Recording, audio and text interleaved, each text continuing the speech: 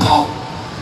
Kayo'y okay ang korupsyon. Kayo'y okay ang basura. Kayo'y okay ang maging tuta. Kayo'y okay ang maging buhaya. May alien sa kongreso, dalay mikropono. Mag-iimbestiga raw pero scripted ang linyahan. Pagproyekto ng kalaban, biglang may korupsyon daw. Pero pag boss niya nadawit, tahimik parang multo. Sa mga hearing, laging pabida. Parang alien na nagmamarunong sa hindi niya planeta. Kunwari malinis pero puro daldal lang. Hindi naman siya taga-DP na UH pero mahilig maghukay ng walang kwenta.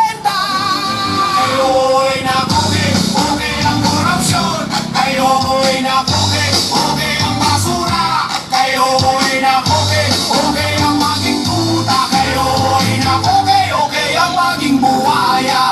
Noon, dagat ng basura, ngayon puti na ang buhangin. Pero gusto pa rin dungisan, parang utak na malang sa hangin. Hindi raw tulumit ang nararapat, kundi basurang tulad niya. Ang Manila Bay, gusto niyang gawing Crocodiles Bay.